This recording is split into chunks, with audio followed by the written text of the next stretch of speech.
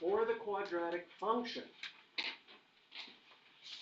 Notice this is in standard form. It's already in the very nice form y equals x minus p squared plus q. So will it open up or down? And how do you tell? Right? You look at the a value, tells you whether it's opening up or down.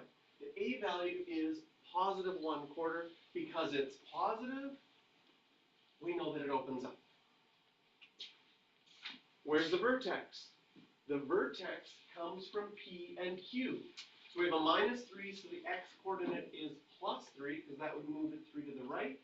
And the +1 moves it up 1, so your vertex is at 3, 1. Your axis of symmetry always goes through the x-coordinate of your vertex, and we write the equation of the axis of symmetry as an x equals. The intercepts, okay? So for the intercepts, and I'm going to do that here, sometimes you've already drawn the graph, and you can just see them from your graph. Perfect. But sometimes you just have the equation. We always find a y-intercept, usually the easiest one, by plugging in 0 for x.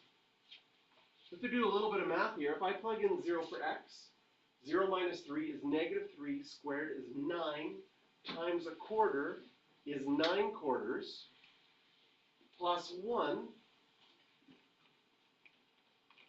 is 13/4.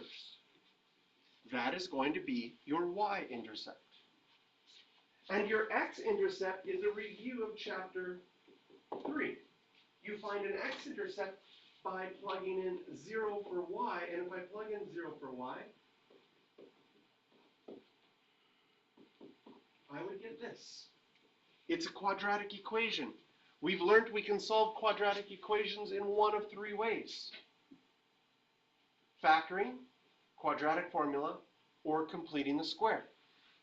In this example, the completing the square is the easiest, because it's already completed. It's already squared. So I would move my 1 over and get -1. Multiply both sides by 4 to get my squared by itself.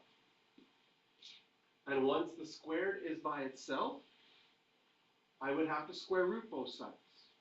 If I square root both sides, does anyone see an issue that's going to happen? When I square root both sides, whoops, -4. I have to remember plus or minus, and I have plus or minus the square root of -4, and this side would just become x minus 3. This is not possible. You can't square root a negative.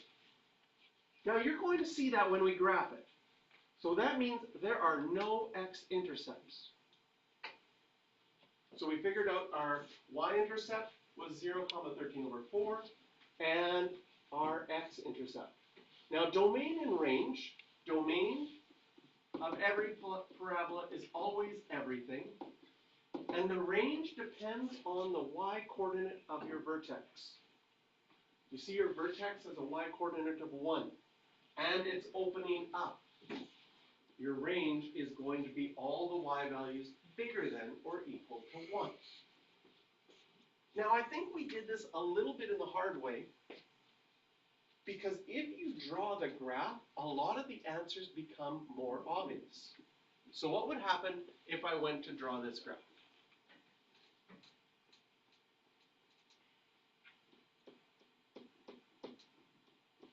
First of all, I know my vertex is at 3, 1. So I can label that 3, 1. My a value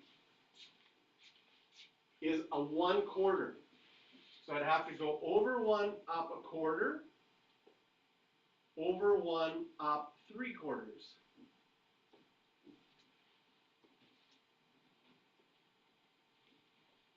When I draw the graph, a couple of things are obvious. Is it obvious that there are no x-intercepts? So if you had drawn the graph first, you could have just said there's no x-intercepts. We did it algebraically, it was a little bit tricky. We had to get that square root of a negative to say there was no x-intercepts. When you draw the graph, can you see the range really easily? That y is bigger than or equal to 1. Can you see that drawing the graph didn't necessarily make it easy for me to find my y-intercept? I probably still needed to do that with algebra. I'm like, I don't know exactly where that is.